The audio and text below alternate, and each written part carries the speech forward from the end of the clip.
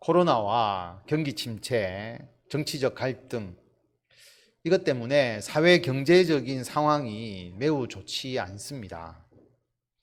일부 이단적인 교회 및 단체의 잘못된 코로나 대응으로 인해서 교회가 덩달아 욕을 얻어먹고 있죠.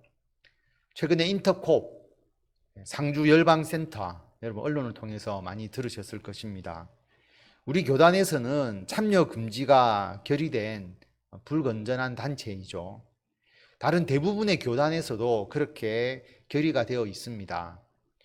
광주 안디옥 교회 유광수의 다락방, 여러분 예전에 다락방이라고 많이 들어보셨을 것입니다. 이미 이단으로 판정이 되었고 최근에는 군소교단에 들어와서 신분 세탁을 했지만 여전히 문제가 있습니다.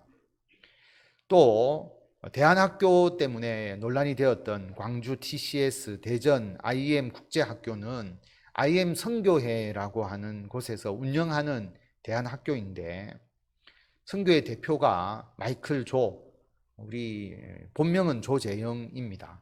그런데 정식 교단에 속한 목회자는 아닌 것으로 알려져 있고 선교회라는 타이틀은 가지지만 실질적으로 보면 영어 교육을 중심으로 해서 외국에 학생들 유학 보내기 위한 사업의 목적을 두는 대안학교라고 할 수가 있습니다.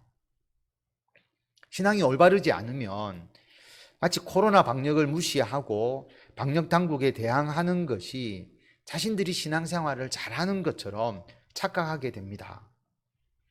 정부의 질서와 통제를 따르지 않는 것이 자신의 신앙의 우월함을 나타내는 것이라고 착각을 하게 되죠. 이러한 잘못된 신앙관으로 인해서 코로나 시대에 기독교가 오히려 더 사회적으로 비난을 받고 있습니다. 이 어려운 시기일수록 사람들이 하나님을 더 찾고 하나님의 도우심을 구해야 하는데 일부 교회나 또는 유사 교회 단체로 인해서 전체 교회가 욕을 얻어먹고 있습니다. 29일 날 개신교 여론조사 기관인 목회 데이터 연구소의 설문조사에 의하면 한국 교회를 얼마나 신뢰하느냐, 이 질문에 한국 교회를 약간, 매우 신뢰한다라는 응답은 전체 응답자의 21%였습니다.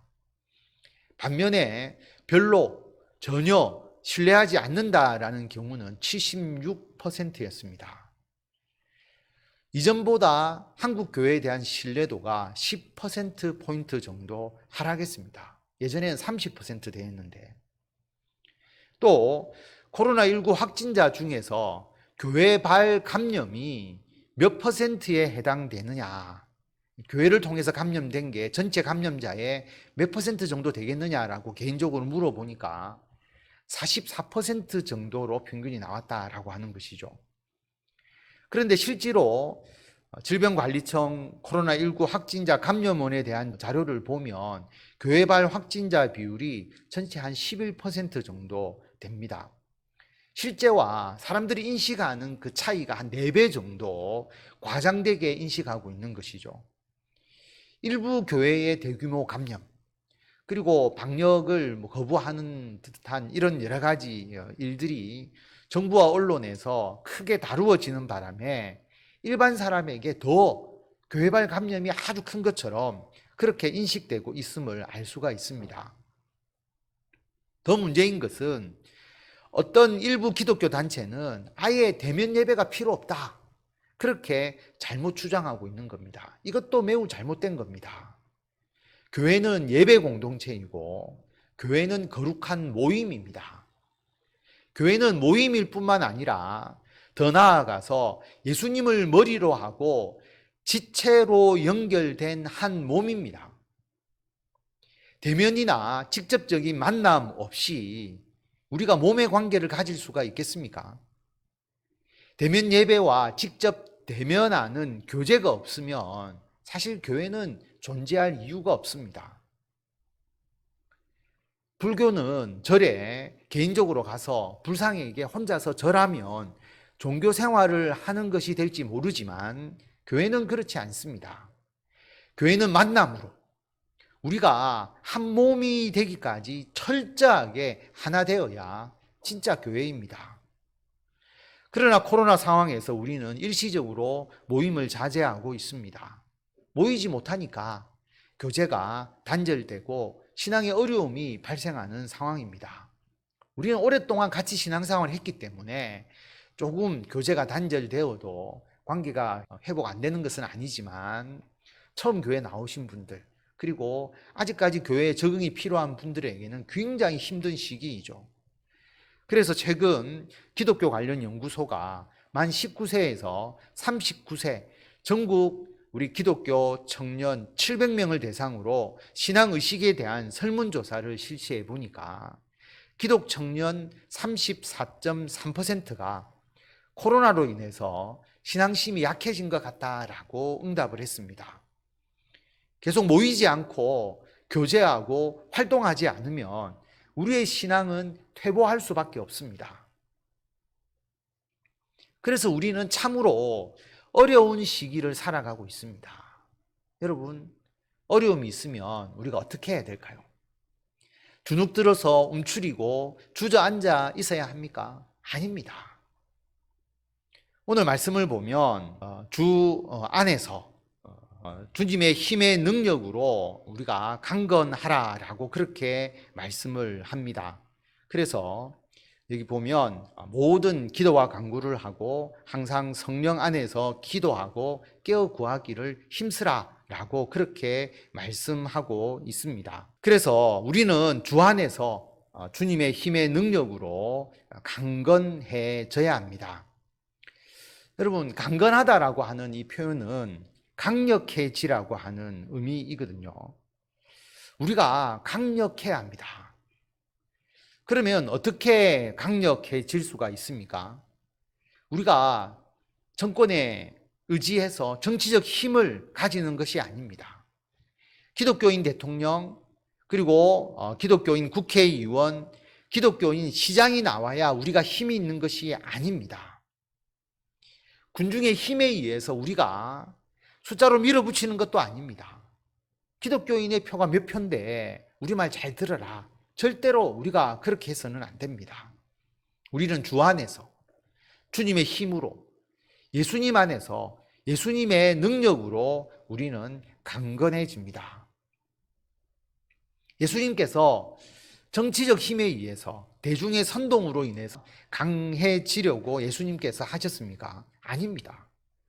예수님은 하나님께서 주신 능력으로, 하나님께서 주신 말씀으로, 십자가의 죽음과 부활의 능력으로, 사랑으로, 진리이심으로 강하셨습니다.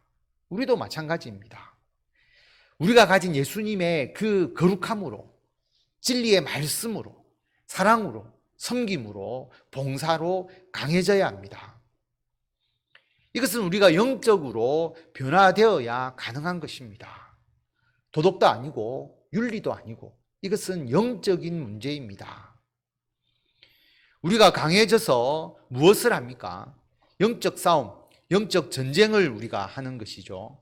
그래서 12절 말씀을 보면 우리의 씨름은 혈과 육을 상대하는 것이 아니요 통치자들과 권세들과 이 어둠의 세상 주관자들과 하늘에 있는 악의 영들을 상대함이라. 우리가 강해져서 싸워야 할 대상은 혈과 육, 즉 사람이 아닙니다. 어떤 분들은 교회가 특정 정치인을 대상으로 싸우도록 합니다. 그런데 우리는 그 어떤 정치인과 어떤 정당과도 싸우지 않습니다. 또 교회는 집회를 하지 않습니다. 집회는 숫자가 중요하거든요. 숫자의 힘으로 자기의 세력을 과시하는 것이지 않습니까? 몇 명이 모이는 게 중요하죠. 그래서 사람들을 동원합니다. 그런데 교회는 세상의 정치, 사회 운동하는 분들과는 달라야 합니다. 이단과 사이비들이 정권에 줄을 대려고 하고 사람을 동원해서 자기의 세를 과시하는 것과 우리는 차원이 달라야 합니다. 왜냐하면 우리의 싸움은 영적인 것이기 때문에 싸워야 할 대상이 사람이 아닙니다. 통치자들, 권세들, 어둠의 세상 주관자들, 하늘에 있는 악한 영들, 이것은 사람을 의미하는 게 아니라 모두가 영적인 존재를 의미하는 말입니다. 사탄의 세력을 의미하는 말이거든요. 여러분, 동성애에 빠진 사람들, 이단 사이비에 빠진 사람들, 공산주의를 신봉하는 사람들, 이들을 비난하거나 이들을 적대시해서는 안 됩니다. 그 사람이 문제가 아니라 그들을 그 죄악의 길로 이끌게 한 영적 세력이 문제입니다. 그들은 영적으로 연약하기 때문에 그걸 분별하지 못하고 거기에 미혹된 자들이지 않습니까? 그들을 우리는 오히려 긍휼히 여기고 예수님의 사랑으로 감싸주면서 올바른 하나님의 진리의 가르침으로 이끌어 주어야 합니다. 교회는, 우리는 혈과 육, 사람과 싸우는 것이 아닙니다. 그들의 뒤에 있는 영적 세력, 사탄과 싸웁니다. 예수님께서 제자들에게 내가 세상의 죄를 대속하기 위해서 십자가에 못 박혀 죽을 것이다 라고 제자들에게 말씀하셨습니다. 그때 베드로가 예수님을 만류하죠. 예수님, 그렇게 하면 안 됩니다. 예수님, 돌아가시면 안 됩니다. 좀 거친 표현으로 하면 당신 그러면 안 돼. 정확하게 성경에 기록되어 있는데요, 예수님을 꾸짖었다라고 표현합니다. 베드로가 예수님이 십자가에서 돌아가신다고 하니까 예수님을 꾸짖었습니다. 그때 예수님께서 베드로를 향해서 뭐라고 말씀하셨느냐 하면 마태복음 16장 23절에 보면 사탄아 내 뒤로 물러가라. 예수님께서는 베드로를 향해서 사탄아 물러가라 라고 책망하셨습니다. 여러분, 베드로는 예수님의 수제자이지 않습니까? 가장 아끼시는 제자이죠. 그런데 예수님은 그 베드로를 향해서 사탄아 물러가라 라고 말씀하셨습니다. 베드로가 귀신 들렸습니까? 사탄에 의해서 조종되고 비정상적이고 제정신이 아닌 사람이었습니까? 아닙니다. 지극히 정상적인 사람이었습니다. 그런데 베드로가 사탄의 도구가 된 것은 베드로가 예수님의 십자가의 죽음, 인류 구원을 위한 하나님의 역사를 회방하는 영적 세력의 편에서 활동했기 때문입니다. 사탄아 내 뒤로 물러가라. 너는 나를 넘어지게 하는 자다. 네가 하나님의 일을 생각하지 않고 도리어 사람의 일을 생각하는도다. 예수님의 수제자 베드로이든지 그 누구라도, 목사인 저라도 만약에 하나님의 일을 방해하고 하나님의 뜻을 거역하도록 하는 세력의 편에 있다면 그 사람은 그 순간 사탄의 도구입니다. 그런데 여러분, 도구와 싸워야 합니까? 도구를 든 자와 싸워야 합니까? 전쟁할 때 칼을 부수려고 합니까? 아니면 칼 든 사람을 죽이려고 하는 겁니까? 예수님은 베드로와 싸우지 않았습니다. 베드로에게 그런 마음을 준 사탄과 싸워서 승리하셨습니다. 그러므로 우리는 사람들을 공격하는 것이 아니고 그들을 주관하는 악한 영들, 사탄과 싸워야 합니다. 그 치열한 영적 전쟁 가운데서 우리가 살아가고 있습니다. 그러므로 영적 전쟁을 하는 우리들은 영적인 무장이 필요합니다. 그 영적인 무장을 성경은 하나님의 전신갑주라고 표현합니다. 오늘 말씀 11절에 보면 마귀의 관계를 능히 대적하기 위하여 하나님의 전신갑주를 입으라. 그러므로 하나님의 전신갑주를 취하라. 이는 악한 날에 너희가 능히 대적하고 모든 일을 행한 후에 서기 위함이라. 우리는 영적으로 하나님의 전신갑주로 무장해야 합니다. 우리가 영적으로 무장되지 않으면은 세상에서 영적 싸움을 할 수가 없습니다. 그러나 잘 무장되어 있다면 어떤 상황에서도 우리는 담대하게 세상과 맞설 수가 있고 싸워서 승리할 수가 있습니다. 우리가 이 영적 싸움을 싸우고 승리하기 위해서 갖추어야 할 하나님의 전신갑주. 전신갑주라고 하니까 우리 연세 드신 분들은 잘 아시는데 청년들은 이 단어가 너무 어려울 수 있으니까 쉽게 생각하면 아이언맨이라고 생각하면 됩니다. 머리부터 발끝까지 아이언맨. 예. 그 첫째 뭐냐 하면 첫째는 진리의 허리띠를 메어야 합니다. 전투 태세를 갖추라고 하는 의미거든요. 이스라엘의 의복이 발목까지 내려오는 긴 옷이었습니다. 우리나라의 한복 두루마기를 생각하시면 됩니다.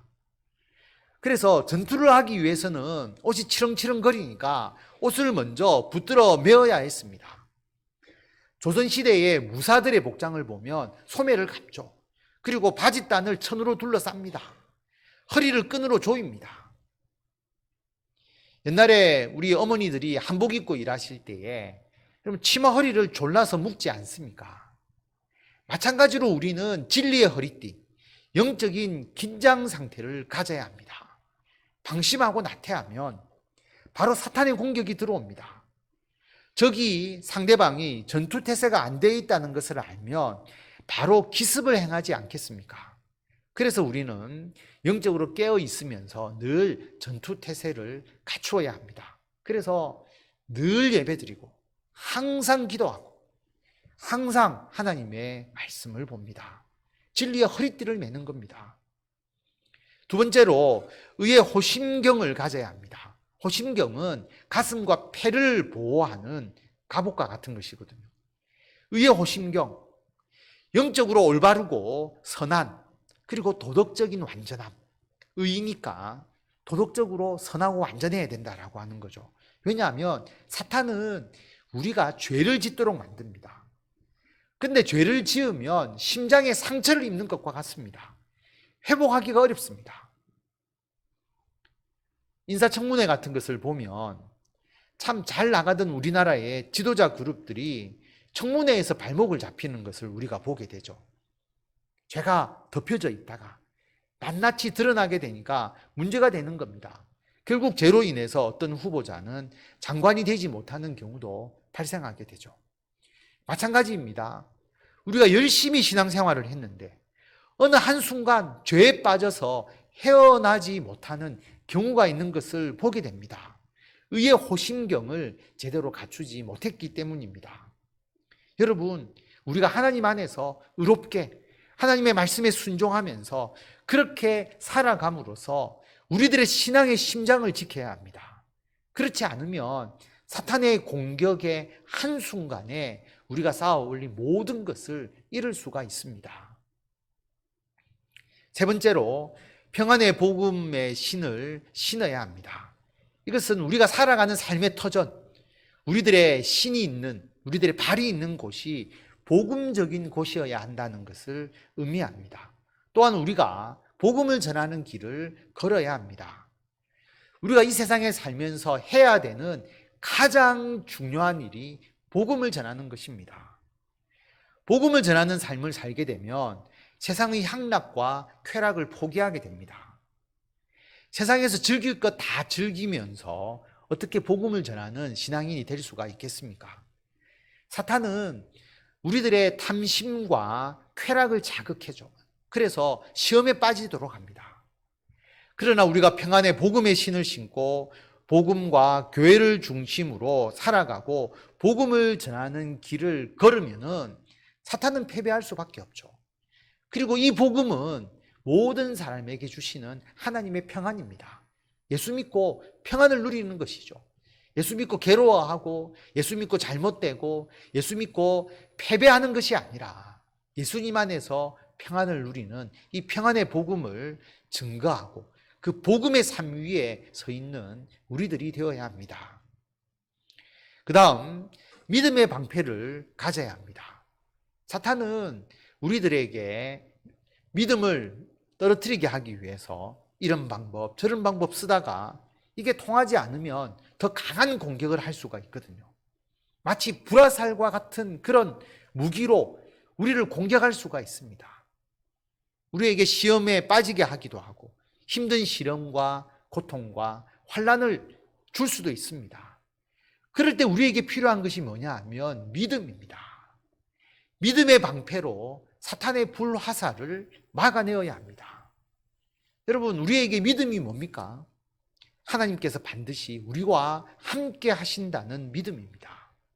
하나님께서 나를 항상 좋은 길로 인도하신다는 믿음입니다. 믿음은 혼자 가지는 게 아니죠. 서로가 같이 함께 해야 믿음입니다. 둘 중 한 사람이라도 믿음이 깨어져 버리면 그 관계는 유지될 수가 없거든요. 그런데 하나님과 우리와의 관계에 있어서 하나님께서는 결코 우리에 대한 믿음을 저버리지 않습니다. 하나님이 우리를 향하신 믿음은 영원토록 불변입니다. 그러므로 우리가 어떠한 사탄의 시험과 공격에도, 우리에게 어떤 어려움이 있다 할지라도 하나님께서는 결코 나를 버리시지 아니하시고, 하나님께서 나를 이 세상에서 더 좋은 곳으로 인도하시고 하나님의 나라에서 영원한 생명을 누리게 하심을 의심치 않고 믿고, 그 믿음으로 사탄의 모든 시험을 넉넉히 이기시는 성도 여러분이 되시기를 바랍니다. 다섯 번째로 구원의 투구를 써야 합니다. 이것은 구원에 대한 확신을 가져야 한다는 말입니다.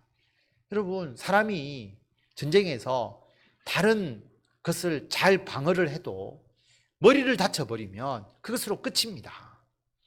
마찬가지로 우리에게 있어서 구원의 확신이 무너지면 신앙생활은 끝입니다. 사탄과 대적할 수조차 없습니다. 여러분, 우리는 모두 예수님을 믿습니다. 예수님을 믿으면 이미 구원을 얻은 것이죠. 우리는 이미 구원을 받았고 하나님의 나라의 시민권을 가지고 영원한 하나님의 나라에서 영원한 생명을 누립니다. 이 구원의 확신을 여러분 언제나 항상 가지고 계셔야 합니다. 그리고 사탄과 영적 전쟁에서 완전한 승리를 거두려면 성령의 검, 곧 하나님의 말씀을 가져야 합니다. 모든 것이 방어 무기인데 유일한 공격 무기, 하나님의 말씀, 성령의 검.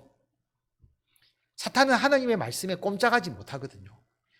예수님께서 40일 금식하신 후에 사탄의 시험을 받으셨는데 그 세 가지 시험 모두를 이기신 것은 하나님의 말씀입니다. 하나님의 말씀을 인용하시면서 이기셨습니다. 그러므로 우리는 하나님의 말씀으로 무장해야 합니다. 그러기 위해서 여러분 하나님의 말씀 읽으셔야 되고요. 그다음에 묵상하셔야 되고 그 말씀이 내 심령에 충만하도록 그렇게 하셔야 합니다. 칼을 집안 구석에 방치해서 칼이 녹슬어 버리면 전쟁에서 쓸 수가 없잖아요. 언제나 휘두를 수 있도록, 날선 검이 될 수 있도록 하나님의 말씀 읽기, 말씀 묵상, 그리고 말씀 공부에 힘쓰시기 바랍니다. 성경 통독 꼭 함께 하시고요. 그래서 통독 밴드에 가입하시든지 아니면 개인적으로 성경 통독 읽기표 가지고 여러분 성경 읽어 나가시고요. 그리고 매주일 성경 말씀 묵상, 이제 다음 주부터 다시 말씀 묵상이 나갑니다. 이제 예배가 회복되기 때문에. 그래서 말씀 묵상 하시고요. 그리고 성경 공부 줌으로 또 하고 하니까 여러분 성경 공부에 힘쓰시기를 바랍니다. 그런데 이것을 통해서 하나님의 전신갑주가 완성되지 않습니다. 여러분, 갑옷만 입어서 되는 게 아니거든요. 갑옷을 착용해서 전쟁에서 이기는 게 목적이지 않습니까? 전쟁에서 이기려면 갑옷만 입었다고 되는 게 아니다라고 하는 것입니다. 18절 말씀, 모든 기도와 간구를 하되 항상 성령 안에서 기도하고 이를 위하여 깨어 구하기를 항상 힘쓰며 여러 성도를 위하여 구하라. 기도해야 합니다. 영적으로 깨어 있어서 기도해야 합니다. 기도하지 않는 것은 군인들이 어떤 군인이냐면 지휘부와 통신이 되지 않는 군인을 의미합니다. 여러분, 전쟁을 혼자 하는 것이 아니잖아요. 한 명의 군인하고 한 명의 군인의 싸움이 아니죠. 군대와 군대의 싸움이고 나라와 나라의 싸움이지 않습니까? 군인이 통신이 되어야 지휘부의 명령을 받아서 전쟁을 수행할 수가 있습니다. 이 통신이 바로 기도입니다. 기도하면서 늘 하나님의 뜻을 묻고 하나님의 말씀을 들어서 우리는 영적 전쟁을 합니다. 기도하는 것이 영적으로 깨어있는 것입니다. 하나님의 말씀에 따라서 영적 전쟁을 행하는 것입니다. 영적인 싸움이기 때문에 성령 안에서 기도해야 합니다. 성령의 능력을 구하고 성령의 도우심을 구해야 합니다. 여러분, 군인이 혼자서 전쟁에서 이길 수 있겠습니까? 포병이 뒤에서 포격으로 지원을 해주죠. 그리고 전투기가 날아와서 공습을 해줍니다. 그래서 적의 기지와 주력 병기를 파괴해 주면 보병이 진입해서 진지를 점령하는 겁니다. 우리의 힘만으로 절대 영적 싸움에서 이길 수가 없습니다. 포병과 전투기 역할을 하는 성령의 도우심과 성령의 능력이 필수적입니다. 그러므로 우리는 성령 안에서 기도해야 합니다. 성령의 도우심, 성령의 능력을 사모해야 합니다. 그리고 항상 기도에 힘써야 합니다. 군인은 전쟁을 할 때보다 전쟁하지 않을 때가 더 중요하죠. 끊임없이 훈련하면서 전투 태세를 갖춥니다. 훈련만 잘해도 적이 감히 그곳을 넘볼 수가 없습니다. 그래서 여러분 항상 기도하시기 바랍니다. 우리가 기도할 때에 항상 문제가 터지고 난 뒤에 문제 수습을 위해서 기도하는 경우가 많습니다. 전쟁이 일어나서 이기게 해달라고 기도하는 것도 물론 중요합니다만은 일어나기 전에 훈련 과정에서 든든한 대비 태세를 갖추는 것, 이게 더 중요하잖아요. 전쟁을 방지할 수 있지 않습니까? 그래서 문제가 생기기 전에 하나님께 항상 기도해야 합니다. 여러분 교회 나오셔서 기도하시고 그래야 기도의 힘이 더욱더 커지게 됩니다. 그리고 여러 성도들을 위해서 기도해야 합니다. 나만 전쟁에서 산다고 되는 것이 아니잖아요. 나와 함께하는 전우가 전쟁에서 이겨서 살아야 합니다. 전쟁은 혼자 하는 것이 아닙니다. 우리 모두가 함께 영적 전쟁에 참여합니다. 내가 저 성도를 지켜주고 저 성도가 나를 지켜주고 그래야 전쟁에서 이길 수 있는 것이거든요. 그러므로 나를 위해서 기도하고 나의 가족을 위해서 기도할 뿐만 아니라 우리 모든 성도들을 위해서 기도해야 합니다. 교회를 통해서 서로 성도들을 위하여 기도하고 하나님의 강한 군대가 되어서 모두가 협력하여서 영적 전쟁의 승리에 참여하시는 성도 여러분이 되시기를 바랍니다. 성도 여러분, 지금 이 순간에도 이 세상에서는 치열한 영적 전쟁이 이루어지고 있습니다. 그러므로 우리가 입고 있는 하나님의 전신갑주를 우리가 지속적으로 점검해야 합니다. 그리고 기도를 통해서 항상 하나님의 뜻을 발견해야 합니다. 하나님의 뜻을 잘못 알면 엉뚱한 곳에서 엉뚱한 싸움을 하게 되거든요.